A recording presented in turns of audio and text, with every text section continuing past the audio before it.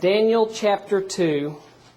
We are given a little study or a thought as to a possibility of who the wise men were and where they came from. Now, we are not told in Matthew who they are, where they came from. So this is nothing hard and fast, or nothing absolute. I'm just wanting to present circumstantial evidence that I think fits the account, and that is a possibility and maybe even a probability of who they are and where they came from.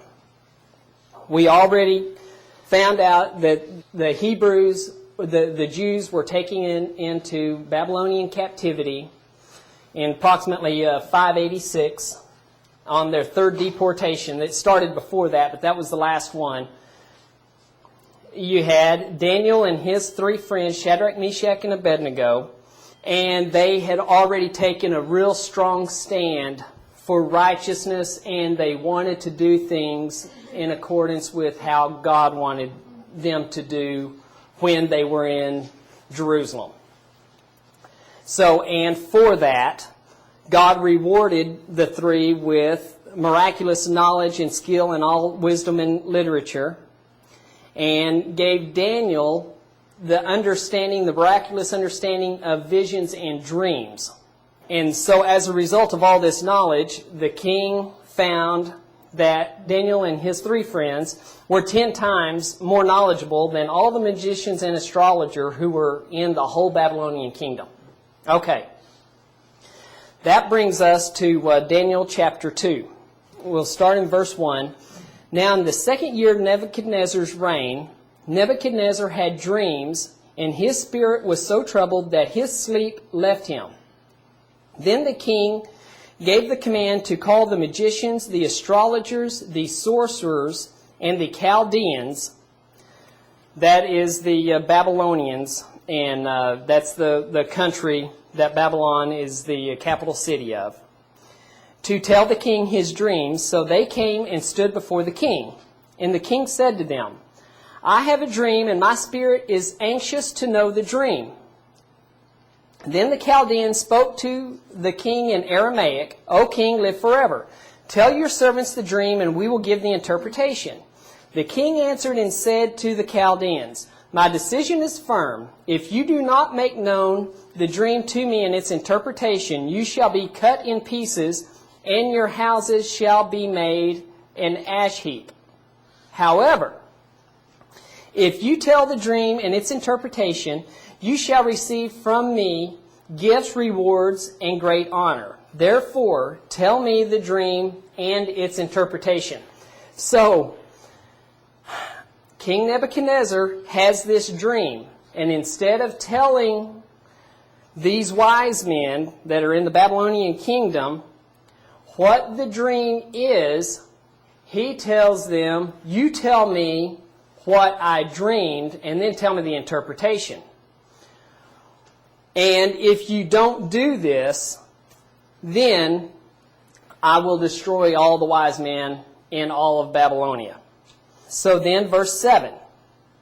So the wise men answer again and said, let the king tell his servants the dream, and we will give the interpretation. I don't know if this had happened before, but as we read further down, they were very adamant because they felt like, you tell us what you dreamed, we will give you an interpretation. Because then you could tell him anything, and who's to know if they are right. This dream troubled Nebuchadnezzar, and it was so vivid and so strong that he wanted a true answer into what it meant. And so he came up with this plan. So he felt like he would not be deceived this way.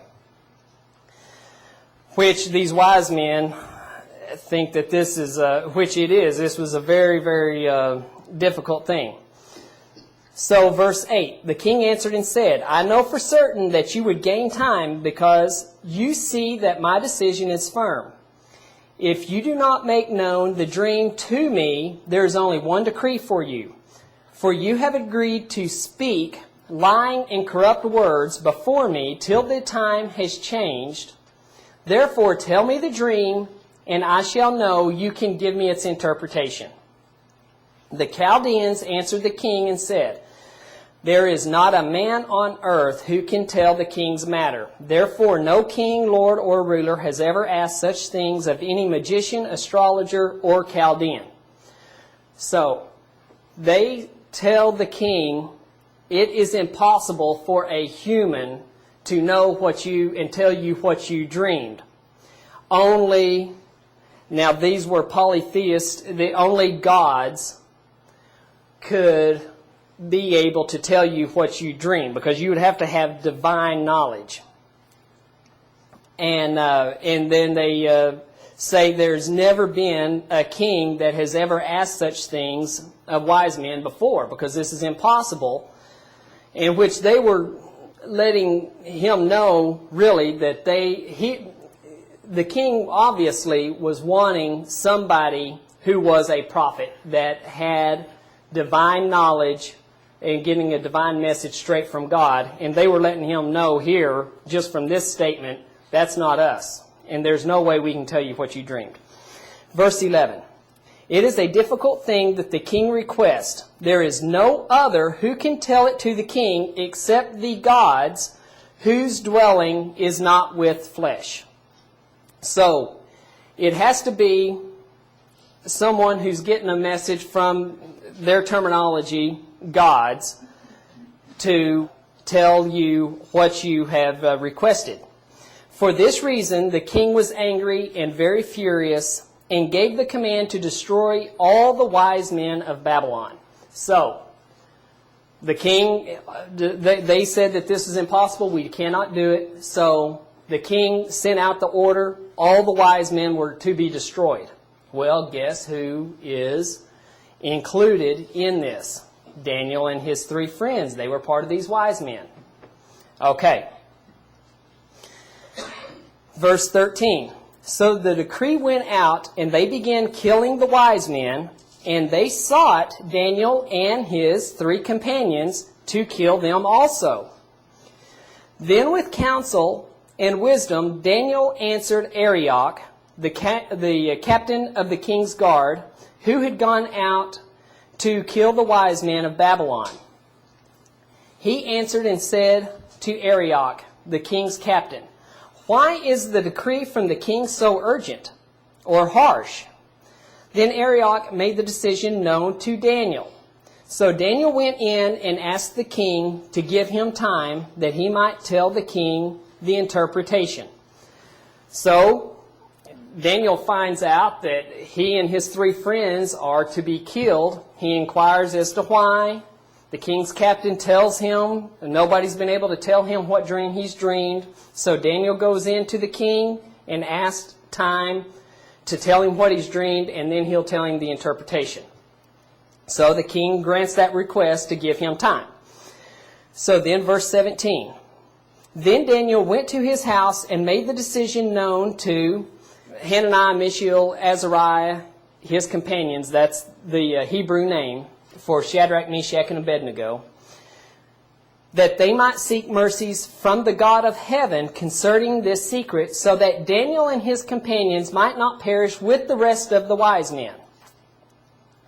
Then the secret was revealed to Daniel in a night vision, so Daniel blessed the God of heaven. And so here is the blessing that Daniel gives to God, and thanking God. Verse 20, Daniel answered and said, "Blessed be the name of God forever and ever, for wisdom and might are his, and he changes the times and the seasons. He removes kings and raises up kings. He gives wisdom to the wise and knowledge to those who have understanding. He reveals deep and secret things. He knows what is in the darkness, and light dwells with him. I thank you and praise you, O God of my fathers. You have given me wisdom and might, and have now made known to me what we have asked of you. For you have made known to us the king's demand." Daniel was very thankful to God and praised to God and thanks God for revealing the secret, the dream. Otherwise, They were about to be wiped out with the rest of the wise men. So verse 24. Therefore Daniel went to Arioch, whom the king had appointed to destroy the wise men of Babylon. He went and said thus to him, Do not destroy the wise men of Babylon. Take me before the king, and I will tell the king the interpretation. So immediately before he goes into the king, he tells the king's captain, don't quit killing all the wise men off. I know what the dream is, and I'll tell him the interpretation, so don't kill any others. So this spares them. Verse 25. Then Arioch quickly brought Daniel before the king and said thus to him, I have found a man of the captives of Judah who will make known to the king the interpretation. The king answered and said to Daniel, whose name was Belteshazzar, that was his Chaldean name, Babylonian name, Are you able to make known to me the dream which I have seen and its interpretation? Daniel answered in the presence of the king and said, The secret which the king has demanded, the wise men, the astrologers, the magicians, and the soothsayers cannot declare to the king. But there is a God in heaven who reveals secrets, and he has made known to King Nebuchadnezzar what will be in the latter days. Your dream and the visions of your head upon your bed were these. So, Daniel reminds the king, there's not a wise man, not an astrologer, not a magician, not a soothsayer in your whole kingdom that can tell you what you dreamed. And Daniel by himself would not have even been able to tell King Nebuchadnezzar what his dream is. But again, he gives God the credit from which it came, and he tells him there is a God in heaven, the one true God, who reveals secrets, and he has bestowed upon you, King Nebuchadnezzar, a dream that is going to let you see into the future, into the latter days of things to come. And so verse 29, this is the dream that Daniel then tells the king that he dreamed. As for you, O king, thoughts came to your mind while on your bed about what would come to pass after this. And he who reveals secrets hath made known to you what will be. But as for me, this secret has not been revealed to me because I have more wisdom than anyone living, but for our sakes who make known the interpretation to the king, and that you may know the thoughts of your heart. So Daniel again says, this is not coming from me, this is coming from the one true God. Verse 31. You, O king, were watching, and behold a great image. This great image, whose splendor was excellent, stood before you, and its form was awesome. This image's head was of fine gold, its chest and arms of silver, its belly and thighs of bronze, its legs of iron, its feet partly of iron and partly of clay. You watched while a stone was cut out without hands, which struck the image on its feet of iron and clay, and broke them in pieces. Then the iron, the clay, the bronze, the silver, and the gold were crushed together, and became like chaff from the summer threshing floors. The wind carried them away, so that no trace of them was found. And the stone that struck the image became a great mountain, and filled the whole earth. This is the dream. Now we will tell the interpretation of it before the king. Okay. So now, that was what the dream was, and now here's the interpretation. Verse 37. You, O king, are a king of kings, for the God of heaven has given you a kingdom, power, strength, and glory. And wherever the children of men dwell, or the beasts of the field, and the birds of the heaven, he has given them into your hand, and has made you ruler over all of them. You are this head of gold. So, we'll find out, we're talking about 4 kingdoms here is actually what the dream was. And the first kingdom, he tells him, was you, Nebuchadnezzar. You are the first kingdom. So, the Babylonian Empire was this first kingdom here. But after you, verse 39, shall rise another kingdom inferior to yours. Then another, a third kingdom of bronze, which shall rule over all the earth. So, after the Babylonian Empire, there's going to be an empire that's inferior to the Babylonian Empire, probably smaller and not as strong. And then after the second empire, there's going to be a third one, and that's the kingdom of bronze, and that shall rule over all the earth. In verse 40, and the fourth kingdom shall be as strong as iron, inasmuch as iron breaks in pieces and shatters everything, and like iron that crushes, that kingdom will break in pieces and crush all the others. Whereas you saw the feet and toes, partly of potter's clay and partly of iron, the kingdom shall be divided, yet the strength of the iron shall be in it, just as you saw the iron mixed with ceramic clay. And as the toes of the feet were partly of iron and partly of clay, so the kingdom shall be partly strong and partly fragile. As you saw iron mixed with ceramic clay, they will mingle with the seed of men, but they will not adhere to one another, just as iron does not mix with clay. So all this right here from 40 to 43 is describing the fourth kingdom. Let's go over and we will discuss what these four kingdoms are. Daniel tells him, the king right here, who the first kingdom was. That's the Babylonian Empire. The second and third kingdom, we find out, not from this passage, but it is from Daniel chapter 8. Daniel had many visions throughout his life, and it seems a lot of times, and maybe most of the time, they surrounded and had to do with God's kingdom. Daniel chapter 8, this is another vision that he had that was different from the king's dream, but it all symbolized the same thing. And so we can find out what the second and third kingdoms are. Verses 20 and 21 of Daniel chapter 8. The ram which you saw having two horns, they are the kings of Media and Persia. So the Medo-Persians, which was stated earlier, Persia is modern-day Iran. So that was the kingdom that was to take over after the Babylonian Empire.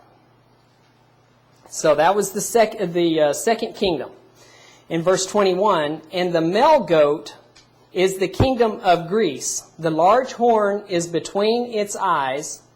The large horn that is between its eyes is the first king. So the third kingdom is Greece. And who was the famous king of Greece? It was Alexander the Great.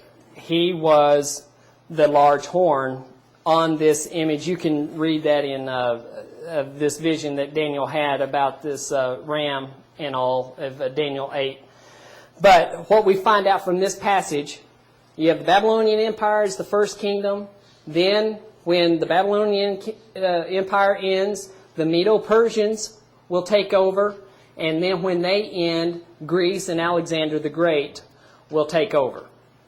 Now, we are never told in the book of Daniel who the fourth empire that takes over after the Greeks, but we know by history who it is, and it was the Roman Empire.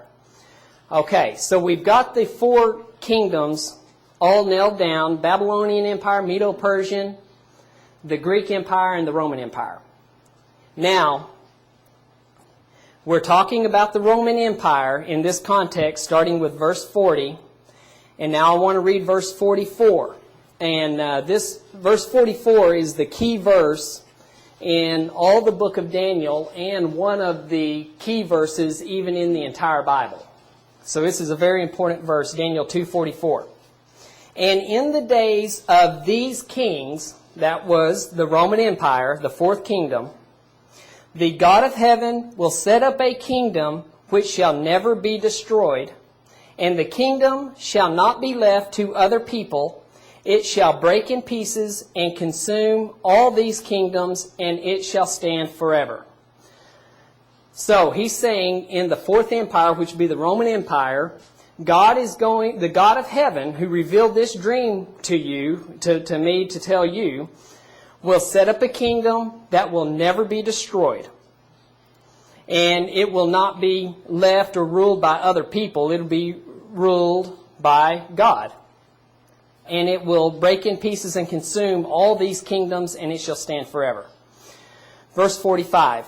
Inasmuch as you saw that the stone was cut out of the mountain without hands, and that it broke in pieces the iron, the bronze, the clay, the silver, the gold, the great God has made known to the king what will come to pass after this. The dream is certain, and its interpretation is sure.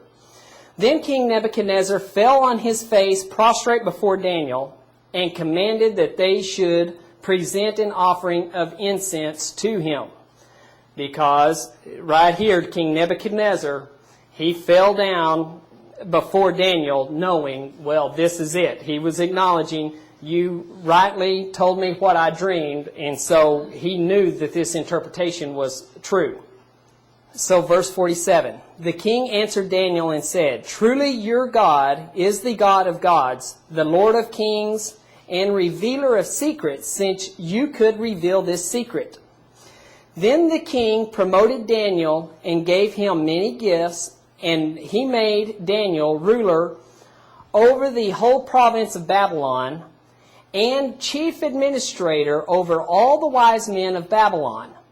Also Daniel petitioned the king, and he set Shadrach, Meshach, and Abednego over the affairs of the province of Babylon, but Daniel sat in the gate of the king. So the king told Daniel, your God is the one true God.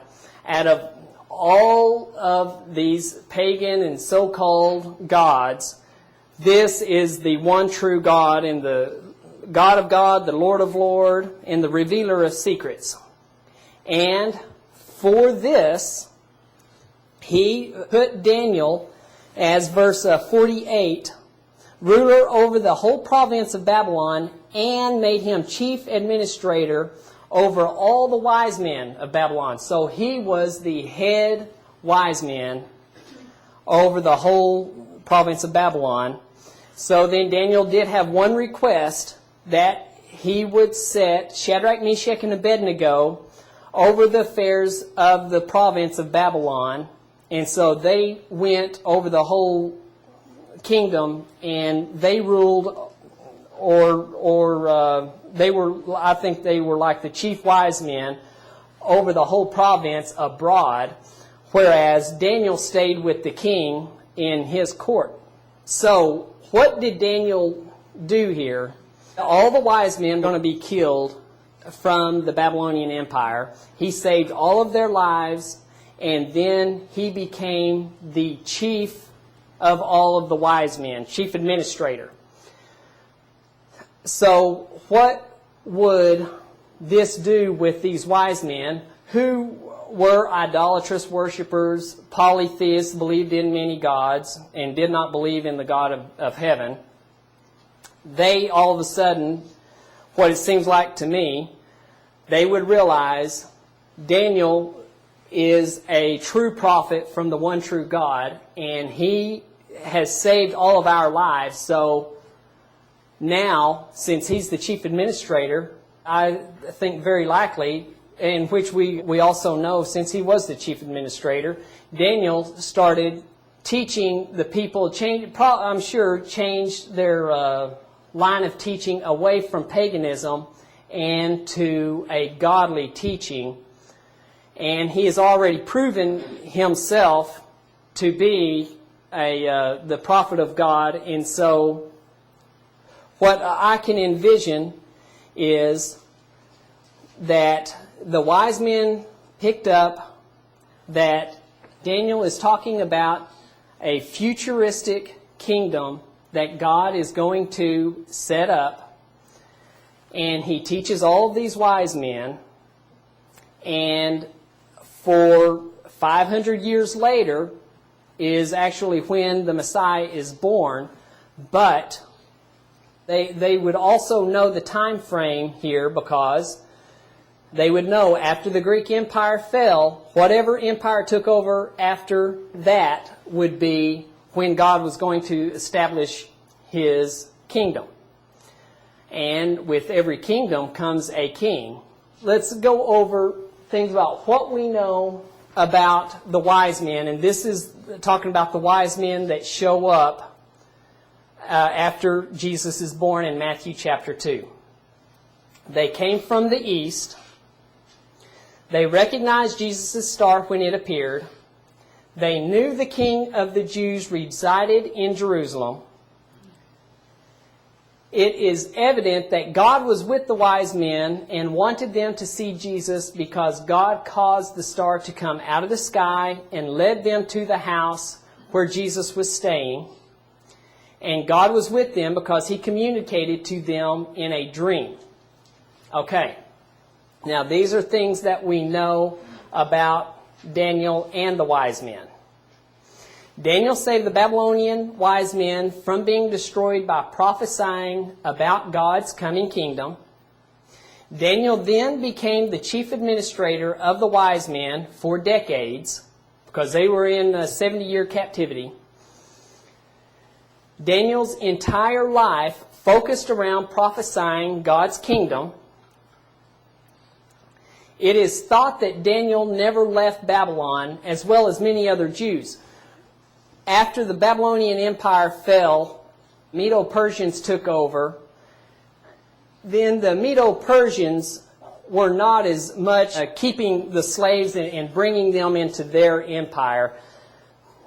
I heard one man say that the Medo-Persians were more like what America does, and we go and we rebuild nations, which we're doing in the Middle East and different places. With Iraq, we've gone in and rebuilt them.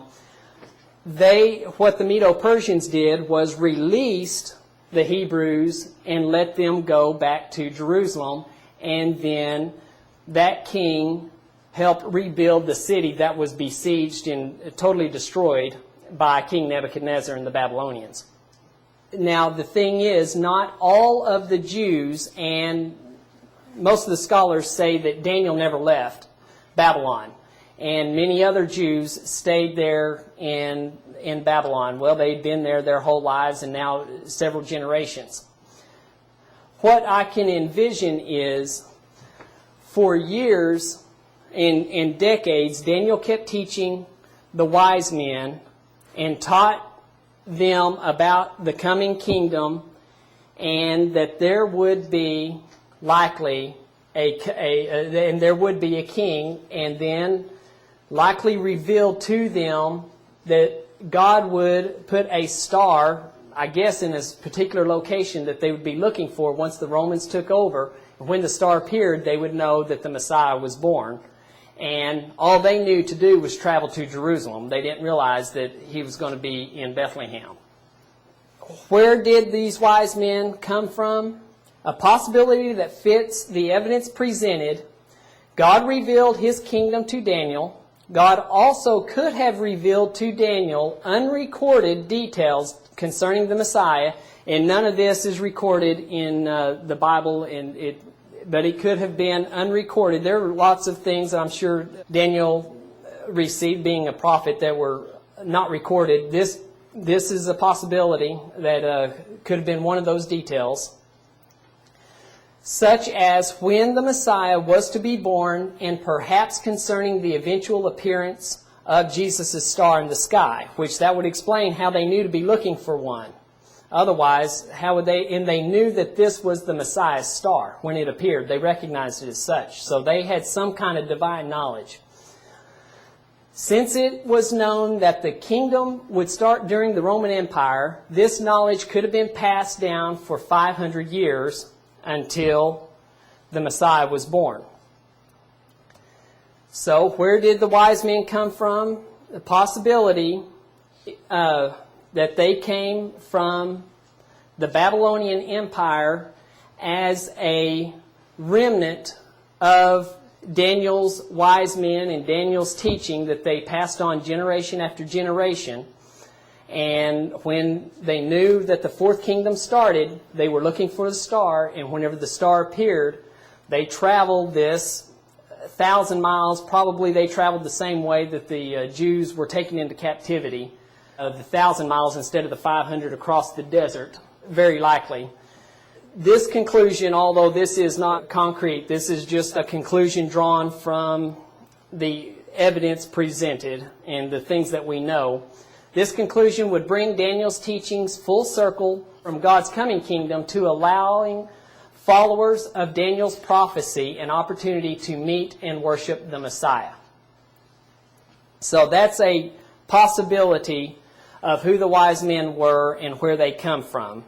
All the circumstantial evidence fits the conclusion. I just want to close with a summary of what this lesson was really about, who and what were present at the manger scene.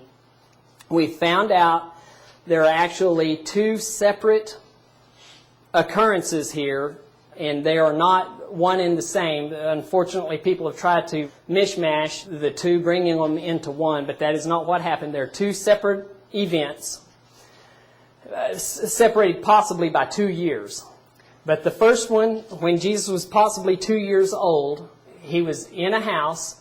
The ones that were present, Jesus is a young child, Mary, wise men, we don't know how many, it's just more than one.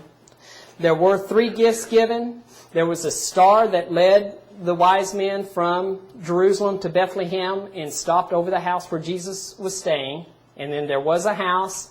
And then Joseph, we can infer that he was there because he was there that night. So he had not abandoned them. Whether he was there right when and met the wise men, we're not told. Okay, and then a summary of the famous manger scene when the night Jesus was actually born. Jesus was present, and it listed as an infant or a babe. Mary, Joseph, the shepherds, and a manger. And that is all that is listed as being present.